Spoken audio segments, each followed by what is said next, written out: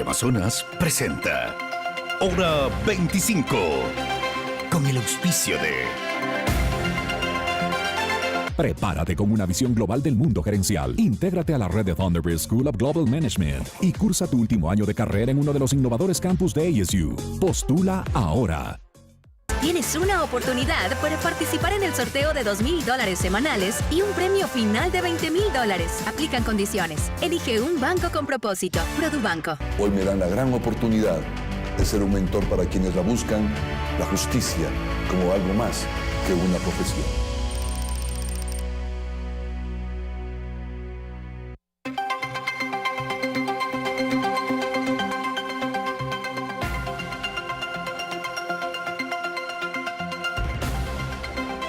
Buenas noches, saludos cordiales, gracias por acompañarnos. Este es el programa Hora 25.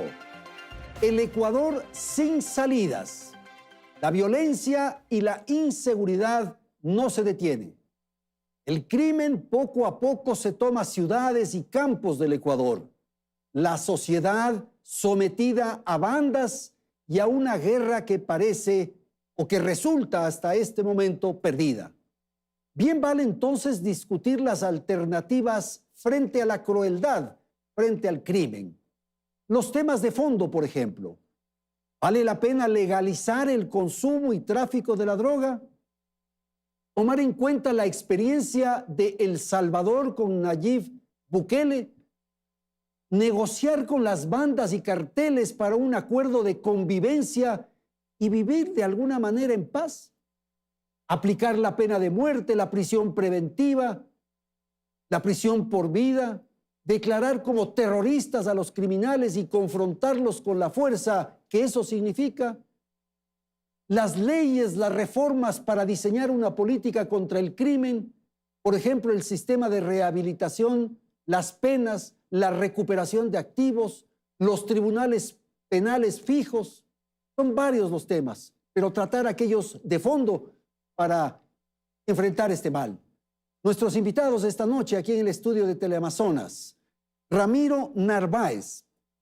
Él es parlamentario, asambleísta, integrante de la Comisión de Seguridad. Saludo a Jean-Paul Pinto. Él es experto en temas de seguridad. Nos acompaña en el estudio en la ciudad de Guayaquil Edwin Ortega, oficial de la Marina en servicio pasivo. Y saludo a Marcela Estrella, ella es abogada, experta en asuntos de seguridad y ciudadanía. Gracias a la audiencia, gracias a nuestros panelistas. Aquí empezamos. Belén, buenas noches. Hola Andrés, amigos, muy buenas noches. La violencia y la inseguridad se han apoderado del país, pero el problema más grave es que no hay claridad de cómo enfrentarlas. El Ejecutivo, por un lado, exige más normas legales para poder actuar. Estas normas deben venir desde la Asamblea. La Asamblea, por su parte, señala que le ha entregado las herramientas suficientes en materia de seguridad. La policía, en cambio, se queja por el accionar de los jueces que no actúan en coherencia y dejan libres a peligrosos criminales. Y la justicia sostiene que hace su trabajo, pero que le falta presupuesto. En todo caso, es una gran cadena de responsabilidades. Por lo pronto, hay algunos pasos que ya se han dado. Por ejemplo, la aprobación de leyes y reformas a cuerpos legales ya existentes para fortalecer la seguridad. El tema es si esto se aplica en la práctica o simplemente son letras que quedan en papel. Tenemos un reportaje con algunas reformas que se han hecho en este periodo legislativo. Algunas de ellas ya están en vigencia y otras lo estarán pronto. Veamos. La ola de violencia e inseguridad que vive el Ecuador es inédita. De allí que ha sido necesario incluso modificar leyes y crear nuevas para que las instituciones de seguridad tengan más y mejores herramientas para combatir al crimen. Según la Asamblea Nacional, en este periodo se han aprobado 3 leyes y se han reformado 11 en esta materia. Una de las primeras que estuvo estancada por varias semanas en el legislativo, pero que finalmente vio la luz, es la que regula el uso legítimo de la fuerza. Esta normativa surgió luego de que se hiciera evidente el temor de los policías de utilizar sus armas de dotación en el cumplimiento de su deber por las consecuencias que se registraban posteriormente en su contra, es decir, procesos judiciales. Y aunque la norma está, parecería que el temor no se ha ido y aún se siguen registrando hechos en donde los funcionarios policiales no usan su arma de dotación, aunque deberían. También se aprobaron otras normativas como la Ley de Personal y Disciplina de las Fuerzas Armadas y la Ley Orgánica de Navegación, Gestión de la Seguridad y Protección Marítima Fluvial en los espacios acuáticos. Leyes con nombres rimbombantes, pero de las que el ciudadano común e incluso los servidores de la fuerza pública poco saben. El 29 de marzo, en cambio, se publicó en registro oficial la ley reformatoria a varios cuerpos legales para el fortalecimiento de las capacidades institucionales y la seguridad integral.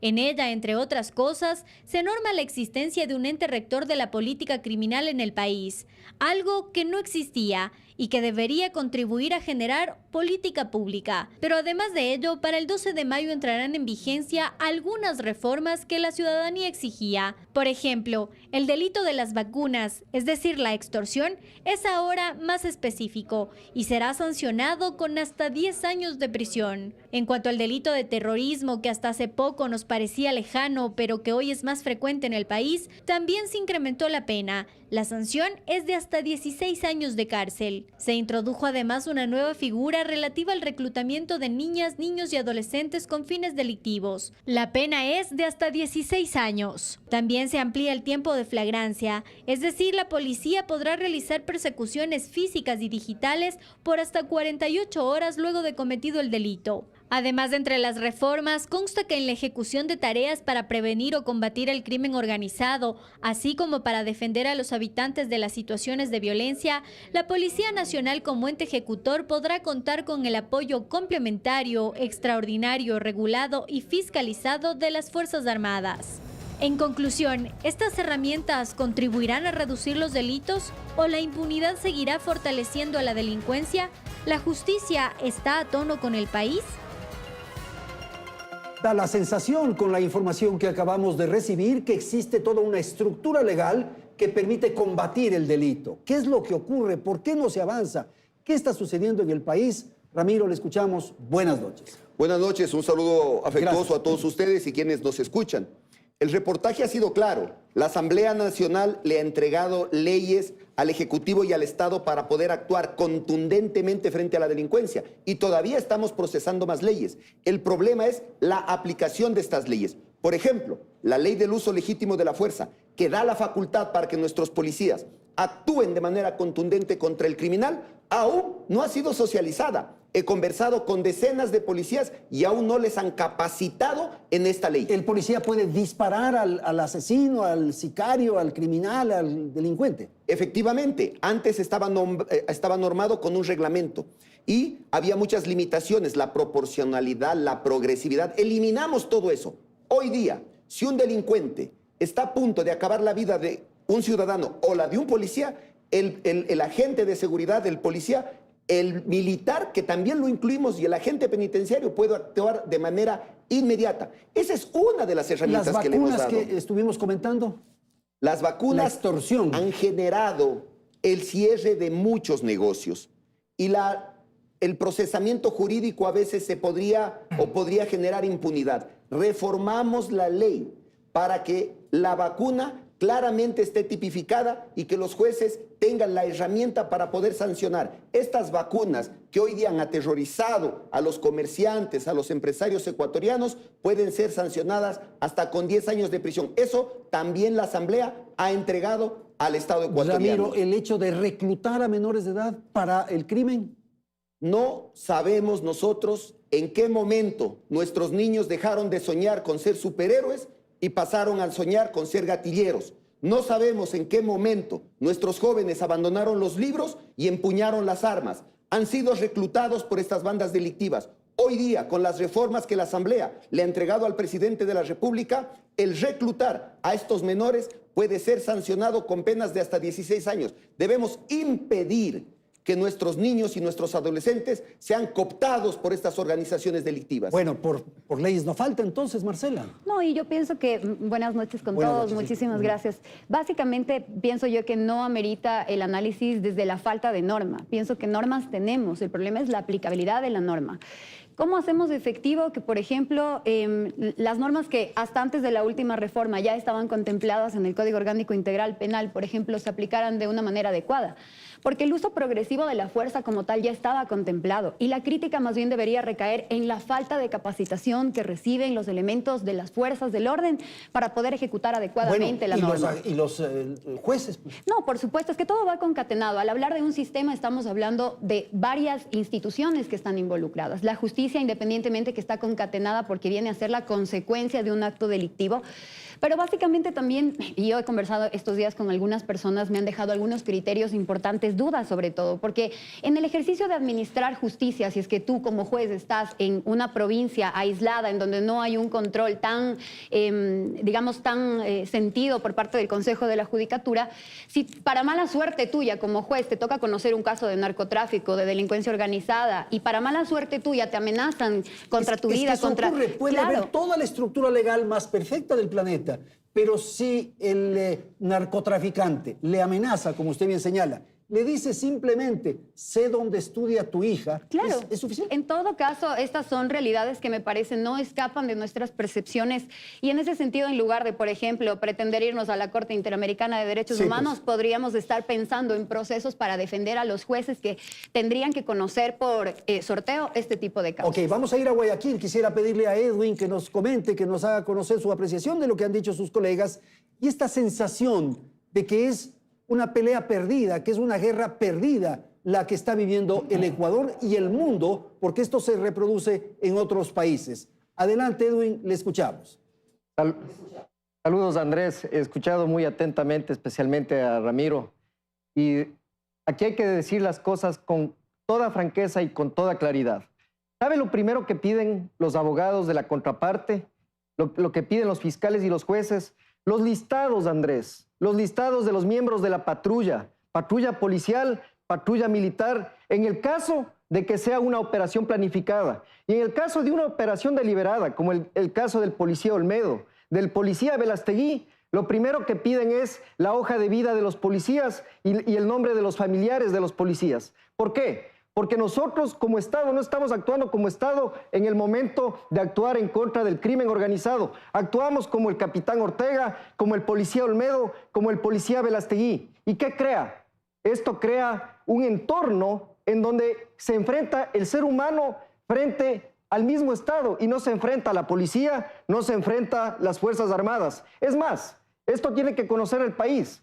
Estos momentos han subido a las instancias más altas, los casos de los policías que le acabo de nombrar, porque la acusación tenían que hacerlo en su momento el Estado, y en su momento no lo hizo. ¿Quiénes lo hicieron? En carne propia, el señor Olmedo y el señor Velastegui, no los policías ni los militares. Así como pedimos, y en eso hay que ser muy claros, así como pedimos jueces sin rostro para que la Lex Hortensia funcione, necesitamos también que las patrullas operen sin rostro, que opere la institucionalidad, que opere Fuerzas Armadas, que opere policía, que opere el Estado como tal, Andrés. Claro, y lo que sucede es que está el reino de la impunidad. Por más leyes que hagamos, la impunidad. Entonces, si a Pepito no le pasa nada, a mí tampoco me va a pasar. Yo también me voy al delito. Exacto, Andrés. O sea, el peor enemigo de la seguridad es la impunidad. No puede haber seguridad si reina la impunidad. Entonces, no importa qué tanto marco legal tengamos, cuántas leyes tengamos, si no se pueden aplicar. Y como decía también Edwin, decías tú también, y tú también decíamos todos, el hecho de que protejamos a los fiscales, protejamos a los jueces, que ellos puedan dictar sus sentencias de forma segura, porque evidentemente si ellos no están protegidos, no pueden hacer justicia, no pueden dar justicia. En el caso de los niños, me parece a mí que es necesaria la ley, pero no es suficiente. ¿Por qué?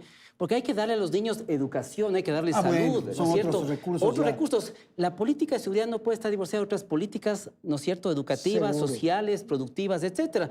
Y en el tema de la policía me parece que está bien porque en Chile hubo el asesinato de 3 policías, 3 carabineros, y se tomó la misma decisión con una ley que se llama el gatillo fácil. Es decir, el policía al momento de poder defenderse tiene que tener la capacidad de hacerlo sin miedo, sin especular. ¿Y los derechos humanos? Mira que ese es un tema también muy complejo y estamos frente a realidades de seguridad, ¿no es cierto?, donde aparentemente no habría que cumplir con eso. A mí me parece que es un error. Entonces cogemos del ejemplo Bukele que tú mencionabas, ¿no es cierto? Es un ejemplo aparentemente exitoso, ¿no es cierto?, que hay que seguir, pero es un modelo sin derechos humanos.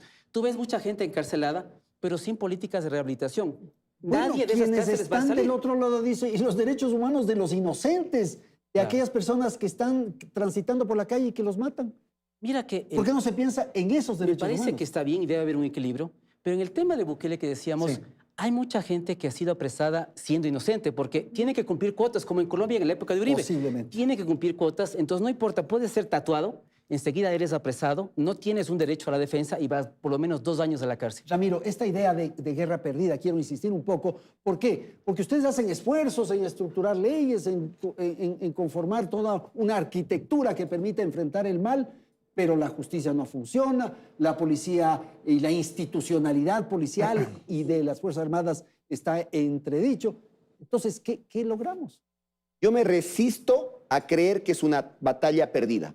En ese momento Bueno, perdón, estamos... Perdón, ¿en qué país se ha ganado? Estamos... No, pero... Dígame, ¿en qué país se ha ganado, Ramiro? El crimen siempre va a existir, pero los indicadores deben estar en niveles bajos. Siempre va a existir crimen, pero los indicadores que tiene el Ecuador, ¿por qué se han desbordado? Porque no hay liderazgo del presidente de la República, porque el crimen se ha infiltrado en nuestras instituciones y hemos insistido nosotros en procesos de depuración, está infiltrado en la justicia, está infiltrado en la Policía Nacional, en las Fuerzas Armadas, en el SNAI. Hemos debilitado a nuestras instituciones. Pero no es que nos han debilitado. Como Estado, porque le hemos dado espacio, le hemos dado espacio al crimen. Entonces, para mí hay que trabajar también, y aquí se lo ha dicho claramente, en la estructura social, porque nuestros jóvenes, nuestros niños, desnutridos, sin educación, abandonados en las calles, vinculados a las drogas, son un espacio ideal para generar este ambiente de violencia. Entonces, al crimen no solo hay que combatirlo, también hay que prevenirlo. Y no quiero dejar de mencionar lo de los jueces y fiscales. Hemos también en las reformas que ya están vigentes establecido artículos para proteger a los jueces y a los fiscales que son amenazados. Es una herramienta adicional que puede darles mayor tranquilidad. Y no quiero dejar de mencionar también, porque aquí se tocó el tema, en las reformas que están ya vigentes, hemos dado todas las herramientas para que dentro del marco constitucional y dentro de sus funciones, las Fuerzas Armadas tengan un rol más protagónico en esta lucha. Solo en el cuidado de las fronteras ya sería un aporte valioso. Yo pregunto, Andrés, ¿dónde es más fácil controlar al crimen? ¿Dónde es más fácil incautar las drogas? ¿En las fronteras, impidiendo que ingresen? ¿O en todo el territorio ecuatoriano donde tenemos miles y miles de kilómetros? Edwin, por favor, esto que acabamos de escuchar me conduce o lleva a preguntar lo siguiente. ¿Algo hicimos mal en el pasado para llegar a este punto? Por favor. El mal ejemplo en la política, Andrés. Vea usted los casos, también podría dar testimonio de aquello, Ramiro, cuántos casos de corrupción tienen nuestros señores asambleístas, cuántos casos de corrupción están envueltos quienes pertenecieron al Ejecutivo y hoy son parte del Ejecutivo. ¿Qué hicimos mal? Pues hubieron poderes dictatoriales en su momento, hubieron poderes que miraron para otro lado, en el caso de algunos gobiernos, y poderes que definitivamente de frente apoyaron al crimen organizado. Y he ahí el resultado de lo que estamos viviendo actualmente. Por ello se ha pedido y se pide constantemente el saneamiento y la depuración dentro de Fuerzas Armadas, dentro de Policía Nacional. El momento que nosotros comenzamos a tener patriotismo en nuestras autoridades. Andrés, hay que ser sinceros. Dígame usted, o que me digan los ecuatorianos, de los políticos que están ocupando cargos públicos, ¿quién siente el Ecuador en su corazón? ¿Quién ama a su país? ¿Quién se atreve a dar la vida por...? Pero sí, ¿no? Tenemos que echarle la culpa a la policía, tenemos que echarle la culpa a Fuerzas Armadas, pero nosotros no estamos en capacidad de dar ejemplo cuando utilizamos cuello blanco. Ok, gracias. Marcela, ¿su opinión, por favor? Bueno, yo tengo algunas opiniones al respecto. Quería no dejar suelto este punto porque precisamente, asambleísta Ramiro, usted preguntaba ¿en qué momento perdimos a la niñez y a la adolescencia? Le perdimos el momento en el que el Estado adoptó esta actitud indiferente, frente a la promulgación de políticas públicas que precisamente estén enfocadas en potencializar la educación, la salud, el acceso a las mismas oportunidades, porque eso les va a permitir también de alguna manera hacerle ver a los adolescentes que están inmersos en este tipo de reclutamientos que el Estado sí les da mejores opciones. Ahora, yo tengo preocupación cuando se dice el Estado. El Estado somos todos, Marcela. Me refiero Tenemos a todos. El problema es que venimos de un divorcio, yo creo, importante, rezagado desde hace algunos años. Nos dividieron como sociedad, nos dividieron como instituciones del Estado. Vemos que hay un divorcio más latente y evidente entre el Ejecutivo y el Legislativo. Lamentablemente, hay un divorcio con el aparato judicial también. No veo cómo podamos encontrar hoy por hoy una armonía en esa mancomunidad que se supone debería ser el Estado. Y sí, yo hablo del Estado porque todos somos un poco indiferentes frente a esta realidad. Por otro lado, también a mí me parecería muy importante resaltar el hecho de que sí, lamentablemente no podemos nosotros embargarle, como decía Edwin, la responsabilidad únicamente a las fuerzas del orden público. La policía y las Fuerzas Armadas no son instituciones o no promueven un alcance deliberado de acciones, sino que más bien están supeditados a un liderazgo, que era precisamente lo que usted se refería, asambleísta. Pero si nosotros en la Secretaría de Seguridad tenemos, digamos, perfiles que no nos van a permitir siquiera desarrollar un plan nacional de defensa adecuado a los intereses de la sociedad ecuatoriana, ¿de qué estamos hablando? A mí me preocupa el nivel de improvisación que a nivel político pues se está reflejando también, ¿no? Tengo que ir a la publicidad, enseguida retornamos y empezamos con usted, Jean-Paul. En un instante, hora 25.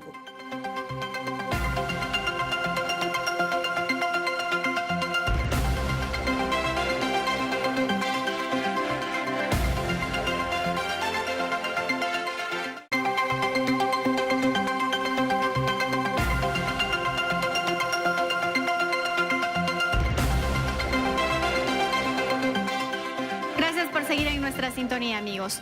El narcotráfico y el crimen organizado son problemas profundos que requieren acciones estructurales y hay varias propuestas que ya se han puesto sobre la mesa desde hace varios años atrás, pero que causan sin duda una profunda polémica. Una de esas propuestas es la legalización de las drogas. Hay varias voces que sostienen que la guerra contra el narcotráfico no ha funcionado y que los resultados están a la vista, que la militarización del narcotráfico solo ha generado más sangre y violencia. Justamente hace 6 meses, el presidente del mayor productor de cocaína en el mundo, es decir, Colombia, habló sobre este tema en la Asamblea General de la ONU. Escuchemos las declaraciones del presidente Gustavo Petro sobre esta propuesta. 40 años ha durado la guerra contra las drogas. Si no corregimos el rumbo y esta se prolonga otros 40 años, Estados Unidos verá morir de sobredosis a 2.800.000 jóvenes por fentanilo, que no se produce en nuestra América Latina. Verá millones de afros norteamericanos ser apresados en sus cárceles privadas. El afropreso se convertirá en negocio de empresas carceleras. Morirán asesinados 1 millón de latinoamericanos más. Nos llenarán de sangre nuestras aguas y nuestros campos verdes. Yo les demando desde aquí, desde mi Latinoamérica herida, acabar con la irracional guerra contra las drogas. Disminuir el consumo de drogas no necesita de guerras, de armas. Necesita que todos construyamos una mejor sociedad, una sociedad más solidaria, más afectuosa, donde la intensidad de la vida salve de las adicciones y de las nuevas esclavitudes. ¿Quieren menos drogas? Piensen en menos ganancias y en más amores. Este es uno de los temas que hoy ponemos sobre el debate, Andrés, pero no el único. También hay quienes hoy discuten sobre la lucha contra el crimen organizado al estilo Bukele. Nos referimos a las acciones del presidente de El Salvador, Nayib Bukele. Escuchemos parte de su discurso en su 3er año como presidente de ese país. Ya llevamos 3 años fuera de la lista de los países más violentos del mundo y eso tampoco ha sido al azar. Esta victoria la empezamos a preparar y a planificar antes de asumir la presidencia y dimos el primer paso 19 días después, el 20 de junio de 2019, cuando lanzamos el Plan Control Territorial. Las pandillas controlaban el 80% del territorio del país y para colmo, los pandilleros tenían jueces y fiscales cómplices que los dejaban libres y al siguiente día que los capturaban. Cada fase del Plan Control Territorial fue pensada para ir desmantelando ese sistema de impunidad y salvar vidas de los salvadoreños inocentes. Con la fase 1 incorporamos 1.500 nuevos policías a la Policía Nacional Civil. También recuperamos el control del sistema penitenciario, cortamos toda comunicación desde ahí. Ahora las prisiones ya no son los cuarteles generales de las pandillas. Ya no hay fiestas, drogas, grafitis, prostitutas, ni salen órdenes para matar. Con la fase 2 comenzamos a construir oportunidades en las comunidades más afectadas por la violencia para arrebatarle a las pandillas su semillero. Estas dos fases nos permitieron reducir el número de asesinatos de forma drástica. Con la fase 3 empezamos a modernizar nuestras fuerzas de seguridad pública para que tuvieran herramientas adecuadas para combatir estos grupos terroristas. Cuando llegamos al gobierno, el número de pandilleros cuadruplicaba el número de policías y soldados asignados a tareas de seguridad. Por eso, con la fase 4, nos propusimos duplicar la Fuerza Armada y quintuplicar el número de soldados asignados a tareas de seguridad. Y los resultados nos dieron la razón. Redujimos los homicidios en más del 80%. Estos son los temas que proponemos tratar, Andrés. ¿Cuál es el camino que debe seguir el Ecuador y a qué costo? Bueno, de eso se trata, de poner los asuntos estos en debate, en discusión. No necesariamente estamos de acuerdo, pero, por ejemplo, legalizar, despenalizar el consumo de drogas. Mira, hay varias cosas en lo que vimos, ¿no? Por un lado, imagínate Colombia, ¿no? Colombia va por la paz total y nosotros, en cambio, estamos diciendo que vamos a la guerra. Es decir, a nivel internacional estamos haciendo lo contrario. Bueno, pero Bukele va a la guerra, en cambio. Pues, ya. Entonces, por ejemplo, en el tema de Petro es interesante porque él va a la negociación. Es una alternativa que deberíamos pensarlo, porque mira que él quiere negociar con el cartel del Golfo, que es un cartel que trafica drogas, ¿no? Entonces, ¿qué hacen los colombianos? Mira cómo trabaja la DEA. Cuando tú eres narcotraficante, si confiesas que mandaste droga a Estados Unidos, pagas 3 años de cárcel, entregas la mitad de lo que produciste y regresas a Colombia con tu expediente limpio. Mira que lo que Petro quiere hacer un poco es esto, es decir, ¿por qué esa plata se va a Estados Unidos cuando podría quedarse a Colombia? Nosotros, ¿por qué no podemos entrar en una negociación como esa donde podríamos decir, ok, usted va a pagar cárcel, pague 5 o 10 años, regrese una parte de lo que produjo, eso que se reinvierte en Esmeraldas, en Guayaquil, en zonas muy deprimidas en temas de producción de empleo, y después de ese periodo usted va a salir libre, pero con la condición que usted no vuelva a repetir nuevamente su historial delictivo. Y esa es una opción. Ramiro, es hacerse el loco, para usar un lenguaje coloquial. Muchos gobernantes han hecho eso. Saben que hay áreas, que hay espacios en donde está el narcotráfico y miran a otro lado. Eso ha sucedido en el Ecuador en varios espacios. El Ecuador ha perdido la soberanía, por ejemplo, al interior de las cárceles. No es el Estado el que controla lo que sucede ahí adentro. Ha perdido la soberanía en varios territorios de Guayaquil y de Esmeraldas. Por eso nosotros hemos hecho varias reformas legales para condenar más severamente el tema del terrorismo. Incluso hemos implementado leyes para que cuando los presos, que son cabecillas de grandes organizaciones, actúen y operen desde el interior de las cárceles hacia afuera, sea condenado como un acto terrorista. Esas reformas ya están. Ahora, en el caso Bukele, lo que sí debo reconocer es el liderazgo que tiene. Independientemente de si comparto o no sus criterios, tiene un liderazgo. Y muchas veces eso es lo que hace falta, porque el liderazgo suma voluntades. Aquí ya lo dijimos en la primera etapa. ¿De qué nos sirven las leyes si no hay un liderazgo que las implemente? ¿De qué nos sirve haber permitido que los militares tengan acceso al uso legítimo de la fuerza si no los han capacitado o no les han dado las herramientas? Y un tema adicional, ¿de qué nos sirve que nuestra policía hoy tenga a través de la ley un respaldo del Estado, de la institución, si no conocen la ley y no les han dado las herramientas? La inversión para equipar a nuestra policía es mínima. ¿Cómo somos capaces de enviar a nuestros policías a luchar contra el crimen cuando ni siquiera les damos las herramientas? Ahora, Jean-Paul, si matan a un familiar tuyo, ¿tú piensas en que la política de Bukele es la más adecuada? Alguien tiene que protegernos. Claro, de alguna manera ese podría ser el primer pensamiento que podríamos tener, pero me parece a mí que no es lo adecuado. Mira que otra cosa que hay que ver en el tema de Bukele son esas megacárceles, ¿no? 40,000 detenidos ahí, chicos de 18, 20 años, que Bukele quiere encarcelar de por vida. Chicos, pero que han asesinado. Pues. De acuerdo, pero lo que es importante en ellos no es que se pudran en la cárcel, sino cómo les podemos rehabilitar. Porque ¿qué sentido tiene meter a la cárcel a una persona que no vas a poder rehabilitar? Significa que el sistema que tienes no es el adecuado y en lugar de la cárcel deberías tener otros sistemas.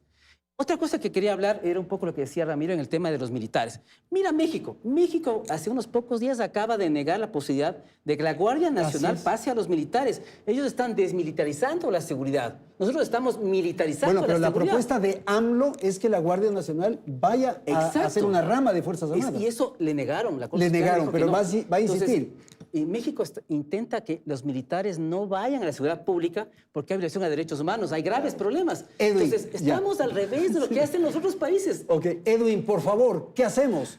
¿El tema de Bukele es para usted una buena experiencia?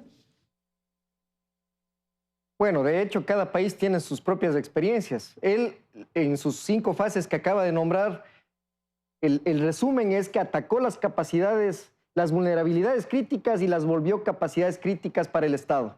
Ahora, lo que usted decía, Andrés, respecto a la legalización del narcotráfico, de la droga, perdón, no todos los crímenes son conexos al narcotráfico. Tenemos el mejor ejemplo de África. Y nosotros, tal como está la corrupción, el nivel de desasosiego social en nuestro país, no estamos cerca de ser un polvorín de los países africanos o de Centroamérica. Entonces, siempre debe haber un contrapeso. Y más apegado a este contrapeso, yo creo y estoy convencido de que el proyecto Bukele de fortalecer a la fuerza pública, de fortalecer, en este caso el SNAI, sería para el Ecuador, es lo que a corto plazo daría resultados. Ahora bien, si es que estos resultados a corto plazo no son los que se espera como efecto deseado para todos en la sociedad, simplemente existen... y en eso Jean-Paul es experto en cambiarnos, hacer golpes de timón en la prospectiva. Pero urge, y también de acuerdo 100% Ramiro, el liderazgo de Bukele.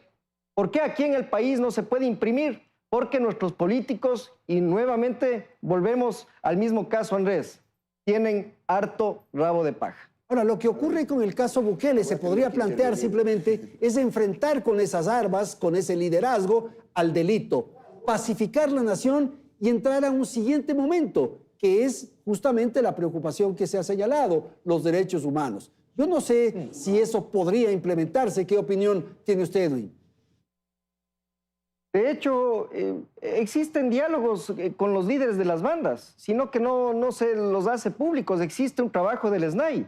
Estoy consciente, a diario se nota el trabajo que realiza el Estado en las cárceles, pero tomarle por asalto a las cárceles, este momento, al no existir gobernanza, Andrés, es imposible. La guerra declarada al narcotráfico en la frontera, mientras no existan radares, mientras se sigan sacando libres a los líderes de las bandas, difícilmente se va a obtener esa percepción de seguridad en las calles. ¿Por qué? Porque aparte de ser el puesto de mando las cárceles, el puesto de mando para un líder, para alguien que se encuentra en libertad, es su celular. Las órdenes se dan desde sus medios móviles donde estén detenidos o estén libres. Es por ello que se necesita que ese liderazgo del que tanto hablamos desde el nivel político, desde el nivel público, se comience con el ejemplo. Es decir, sancionemos, comencemos con dar el ejemplo de metamos presos a los políticos que tanto daño le hacen al país, Andrés. ¿Y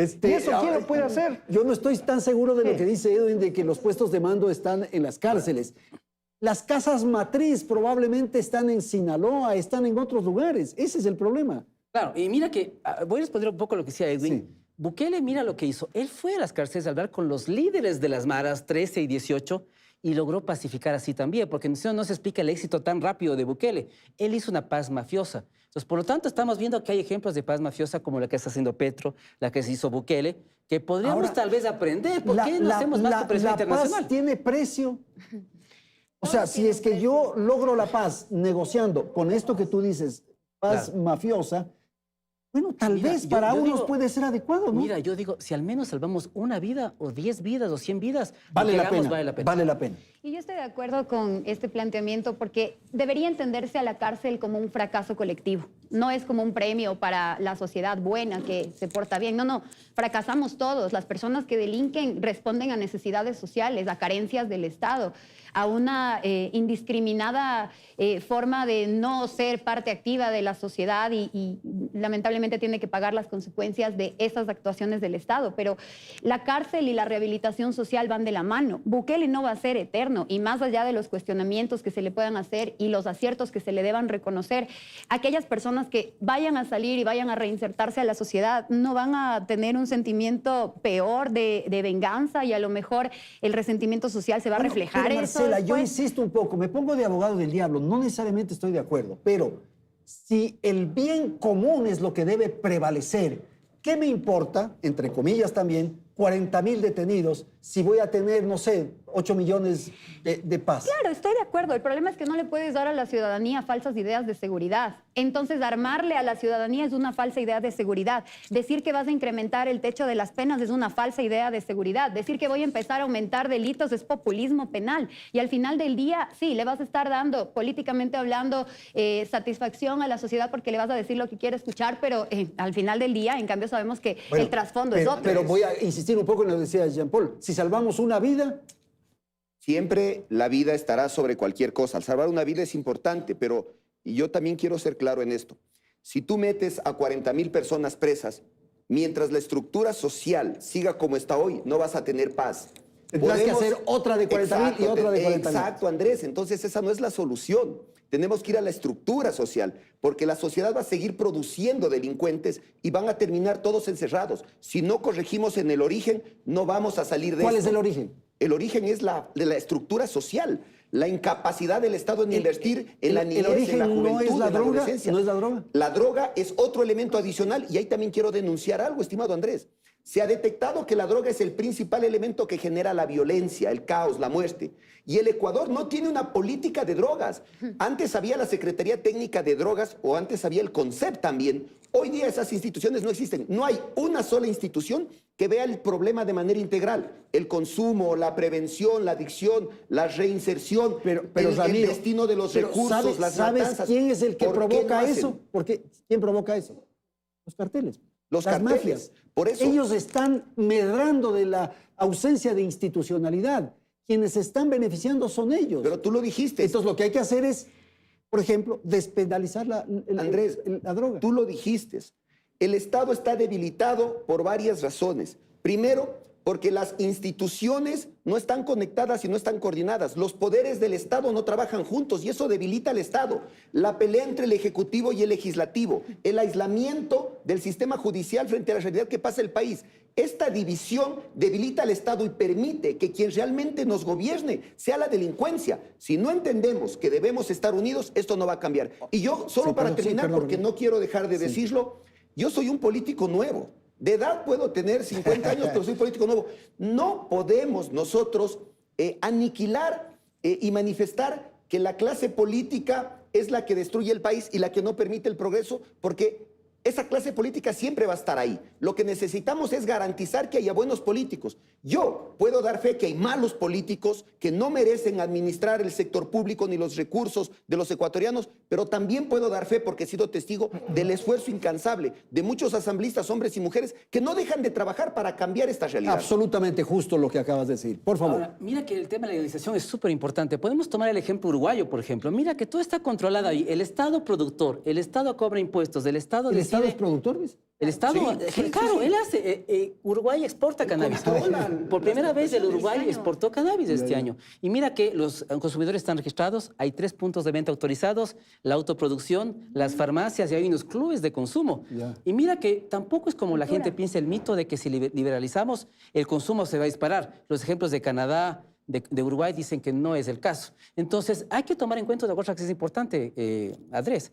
El narcotráfico no es un problema de seguridad, el narcotráfico es un problema económico y de salud pública. Y tú decías que si es preciso salvar una vida y para eso hay que negociar o hacer así acuerdos, estoy totalmente de acuerdo. Pedro lo ha dicho. La despenalización del consumo de droga hace que haya otros muertos que son los consumidores, y el tema de salud pública. Exacto. Es más fácil, desde mi punto de vista, lidiar con consumidores que lidiar con una sociedad de sicarios. Va a ser siempre más fácil. Es más fácil, ¿no? Mucho más fácil. Ahora, y el otro tema, mira, que en el tema económico... En la economía. Mira que lo que decía Petro, que es fundamental. Nosotros ponemos las muertes, la violencia, ¿no es cierto?, etcétera, pero no tiene sentido que simplemente se ataque la oferta si la demanda sigue intacta o sigue subiendo. Sin duda. En la primera clase de microeconomía es lo que uno aprende, ¿no es cierto? Si se acorta la oferta y la demanda sigue alta, el precio sube. Y eso explica la violencia en el narcotráfico. Entonces hay que entender que la única vía de cortar el narcotráfico es a través de la economía, legalizando para que deje de ser un negocio tan rentable. Edwin, por favor, la apreciación que usted tiene de lo que han dicho sus colegas, incorporando quizás elementos más nuestros. Por ejemplo, en Guayaquil, ¿cuál es la lectura, la percepción que usted tiene? El Poder Judicial aquí está secuestrado, Andrés. Quería hablar en general, a nivel país, de que hay una peculiaridad en el Ecuador actualmente.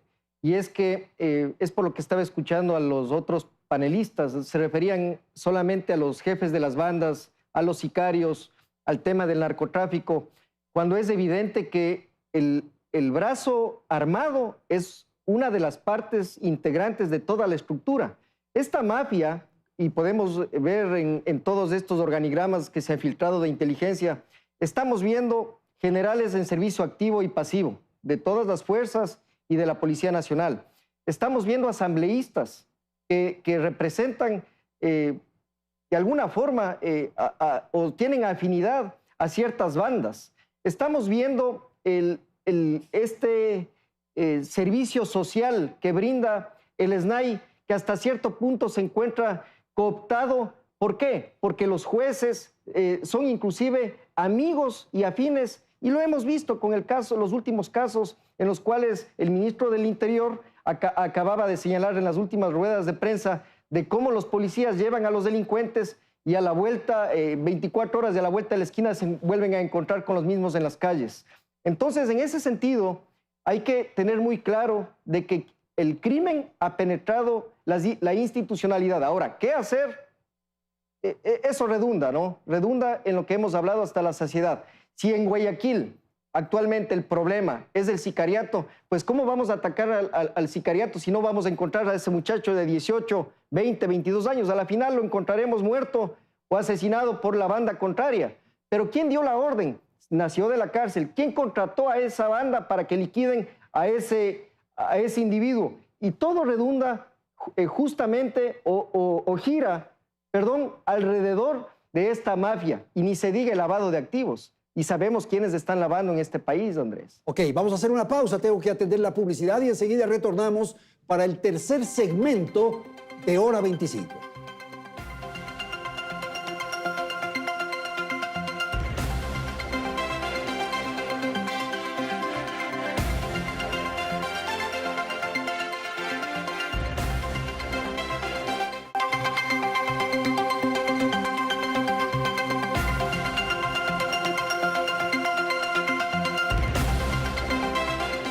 Bien, vamos a la tercera parte del programa. Quiero dar la palabra a Marcela para que cerremos el ciclo del tema del narcotráfico, pongámoslo así. Sí, hablemos de narcotráfico, pero hablemos del narcotráfico como consecuencia, pienso yo, ¿sí? Porque no es que el narcotráfico apareció recién en el Ecuador. Nosotros estamos viendo que anteriormente el Ecuador era un país de tránsito, sabíamos que Perú y Colombia podrían ser los potenciales productores y el Ecuador era simplemente una vía.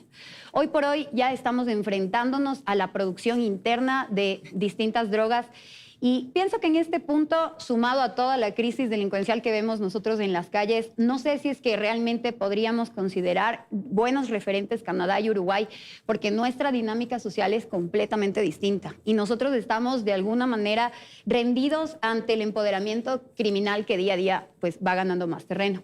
Ahora, indiscutiblemente que yo sí estoy a favor de la legalización del consumo de algunas sustancias, porque no se trata de que el Estado ceda a lo mejor en su lucha contra precisamente el consumo o la producción de drogas, sino que yo entendería que el consumo además es un factor, digamos, de salud pública. No debe entenderse esto como un estigma, sino como un tema de salud pública. Y a eso obedece a lo mejor también pues, mi punto de vista. Hagamos una pausa ahí, Marcela, por favor. Jean-Paul, el tema de las drogas, me interesa su opinión. ¿Qué está ocurriendo en el planeta y qué podría suceder con nosotros si empiezan a desplazarse las drogas naturales por las químicas? Y nosotros ya no estamos en eso. Mira, que eso sería fantástico porque implicaría... ¿Por qué? Porque los laboratorios ya podrían hacerse en cualquier país del primer mundo, ya no en nuestros países. Entonces, mira lo que pasa con el fentanilo. El fentanilo se fabrica en China, se distribuye, ya sea logista en México y después sube a Estados Unidos. Y es interesante también el punto de vista económico, porque los norteamericanos no están tan preocupados por las muertes del fentanilo, sino porque la plata del lavado ya no sube a los Estados Unidos. Se queda en China, se queda en México y ellos ya no pueden recuperar esa plata. Si tú me dices a mí, sería genial. Ojalá en el futuro, y sería la utopía, la cocaína deje de estar de moda y se ponga de moda las drogas sintéticas del fentanilo y con eso el fenómeno se desplace a otros países y nosotros podemos tener aquí producción local recreativa. Algo nos debemos de inventar para estar. Claro. La pena de muerte, profesor. Bueno, la pena de muerte es un tema extremadamente polémico, pero hay que aclarar que el Ecuador en su constitución la tiene vetada, la tiene prohibida, por lo tanto necesitas una reforma constitucional. Y no solo eso, también el Ecuador es parte de convenios internacionales, es parte o tiene suscrito convenios y por lo tanto también está limitado en buscar esa opción. Es un tema que hay que debatirlo, que hay que conversarlo, pero hoy día tiene dos grandes candados, la Constitución y los convenios internacionales. El declarar terroristas a los... el narcotráfico, al narcodelito, ¿qué? Suena interesante, pero la declaración por sí sola no genera ningún impacto. ¿Qué significa declarar terroristas? ¿Que vamos a poder actuar de mejor manera en los procesos judiciales contra ellos? ¿Las capturas van a ser más ágiles? Entonces, el simple anuncio no ayuda. Y ese es el problema de este gobierno, que anuncia mucho, pero ejecuta poco. Tenemos que ir a la acción, a la ejecución, para que realmente se genere un cambio. ¿Pero qué es la acción? ¿Qué es la acción? ¿Qué es la ejecución? ¿Ir a disparar? No, la acción, por ejemplo, es fortalecer a nuestra Policía Nacional. ¿Pero para qué? Para enfrentar al crimen. Para disparar. Pero te doy un ejemplo. No, porque también la acción está en prevenir. Pero no le corresponde eso a la policía. En prevenir el delito y en actuar. La policía, por ejemplo, puede ser un insumo importantísimo para el tema de inteligencia. Es un subsistema de inteligencia. Inteligencia es una parte estratégica del país que todavía no funciona adecuadamente. Y ahí quiero yo comentarles algo. Estamos incorporando un nuevo subsistema de inteligencia que sea específicamente para detectar casos de corrupción en el sector público y la transparencia. Eso es nuevo y eso lo estamos implementando en la nueva ley de inteligencia. Ok, Marcela, no sé si querías decir algo. Y esto de la economía del delito. Oh, perdón, querías decir. Sí, mira que es verdad el tema de la pena de muerte. En el mundo hay alrededor de 10 países que la tienen todavía. Y el 80% está entre los países más violentos del mundo, por si acaso. Es decir, pena de muerte no es igual seguridad. La única excepción puede ser el Japón, que es el 10º país más seguro del mundo. Habría que ir a Japón, hablar con ellos y ver si realmente su seguridad está basada en la pena de muerte. Pero y el tema del terrorismo, mira que es una salida fácil para hacer que los militares actúen en seguridad pública sin estado de excepción. Pero es lo que te digo, México está haciendo lo contrario. ¿Por qué insistimos en hacer cosas que otros países han hecho Pero y no México resultan? tampoco es el ejemplo. Pues. Por eso es lo que digo, México no es el ejemplo. México es el ejemplo de que no hay que militarizar la seguridad, justamente. Brasil militarizó. Brasil igual. México militarizó y no funcionó. No funcionó. Es verdad. Cada institución tiene sus propias competencias. Nuestras Fuerzas Armadas deben cuidar nuestras fronteras territorial. ¿Por dónde entra la droga? Por las fronteras. ¿Por dónde entran las narcoavionetas? Por nuestro espacio aéreo que está a cargo de nuestras Fuerzas Armadas. ¿Por dónde son las rutas marítimas de la droga? ¿Quién está a cargo? Las Fuerzas Armadas. Lo ideal, si no fortalecemos a las Fuerzas Armadas, a las Fuerzas Armadas, esto no va a cambiar. Okay, ¿tú quieres decir? El problema es que a las Fuerzas Armadas les utilizas de manera improvisada para trasladarles a las calles en operativos que sí, a ver, que la coordinación entre policía y militares es muy importante, pero yo estoy de acuerdo en que deberían incrementarse políticas de control migratorio, políticas incluso fronterizas para el control y prevención. Ahí sí se utiliza la prevención mediante la ayuda de los miembros de las fuerzas públicas. Voy a saltarme un ratito para regresar un poco al tema de la pena de muerte, y es que les comentaba yo a ustedes en el espacio, hoy por hoy yo estoy atravesando una crisis conceptual muy fuerte respecto de los derechos humanos, pero es que la cantidad de ensañamiento que nosotros hemos podido presenciar los últimos años, este trimestre nada más supera los índices de muertes por armas, por ejemplo, del año anterior, así que a mí me escandaliza que a lo mejor la extrapolación del crimen también se refleje en la impunidad. Así que hay delitos en los cuales yo sí me replanteo la necesidad de una pena de muerte, pero además este es un aspecto que responde a patrones criminológicos. Realmente hay gente que no se va a poder rehabilitar nunca y que le está generando un costo al Estado y que también es potencialmente peligrosa para la población carcelaria, porque lo que tú como Estado de momento está vigente y lo que se espera es una rehabilitación, es que el delincuente pueda rehabilitarse y se reinserte a la sociedad. El problema es que las cárceles hoy por hoy son universidades de perfeccionamiento del tema. Tenemos que ir a Guayaquil. Por favor, Edwin, su apreciación de lo que estamos comentando, lo que comentan sus colegas aquí en Quito. Por favor. Nos estamos olvidando justamente de aquellos que están con sus marionetas moviendo los hilos de la violencia. ¿Por qué no se ataca el movimiento a nivel transnacional de los activos? ¿Por qué no? ¿Por qué? Porque a la final ya es parte de la balanza comercial el negocio del narcotráfico. Pero si es que esto ocurre, ¿por qué no existe un gobierno que sea franco y nos diga a los ecuatorianos qué es lo que está pasando? Porque, por un lado, como bien lo señala Marcela, sacan a las calles a militares y policías a desgastarse, muchos sin el equipo básico para enfrentarse a las bandas, muchos sin el respaldo legal, pero a la hora de la hora, ¿por qué no existen autoridades? Y eso le pregunto a usted, Ramiro, usted que lidera la Comisión de Soberanía, ¿cuándo nos van a dar los nombres de quienes están lavando la plata del narcotráfico en el país? ¿O solo vemos a 1 o 2 asambleístas que están medio evidenciando y que a la postre hemos visto que se ha convertido en un tema personal? Que eso no debería ser así. Debería ser política de Estado para saber de dónde viene ese dinero para traer las armas del Perú, para traer las armas de Colombia, para procesar los laboratorios que usted señalaba Jean-Paul. Igual usted, Andrés, entonces es hora de que comencemos a atacar a la gente de cuello blanco. Ramiro, por favor. Sí, mire, la Asamblea Nacional ojalá tuviera mayores facultades que las que tiene. Esa es una responsabilidad de la Unidad de Análisis Financiero que hasta hoy no ha jugado un rol protagónico. ¿En dónde hay que pegarle a estas organizaciones? En los activos, en el dinero. Y ahí quiero comentarles otro de los elementos que hemos cambiado en la ley. En la ley que reforma varios cuerpos legales, pusimos artículos para poder bloquear los recursos generados por estas actividades ilícitas en el exterior. Entonces, hay que trabajar también ahí. ¿Y pero quién hace eso? La Unidad de Análisis Financiero tiene una debilidad. No hemos visto. Ellos son los que tienen que darnos los nombres, tienen que dar las rutas, cómo se manejan estos recursos. Si se bloquea el movimiento de recursos, se bloquea un sinnúmero de operaciones delictivas. Pero es que si alguien está medrando de esos recursos, no van a querer, pues. Exacto. ¿Por qué? Porque se han infiltrado en las instituciones. Por eso, Andrés, y yo quiero insistir en el tema. Hay mucho que hacer, pero lo más urgente es iniciar una agenda estatal de depuración de nuestras instituciones, de todas.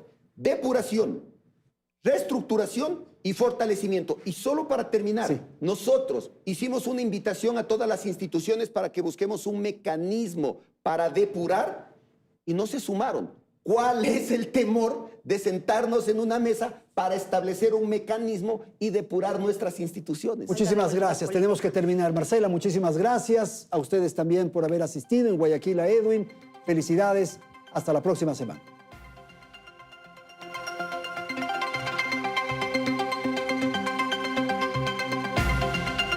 Teleamazonas presentó Hora 25 con el auspicio de... Prepárate con una visión global del mundo gerencial. Intégrate a la red de Thunderbird School of Global Management y cursa tu último año de carrera en uno de los innovadores campus de ASU. Postula ahora. Tienes una oportunidad para participar en el sorteo de $2,000 semanales y un premio final de $20,000. Aplican condiciones. Elige un banco con propósito. Produbanco. Hoy me dan la gran oportunidad de ser un mentor para quienes la buscan, la justicia como algo más que una profesión.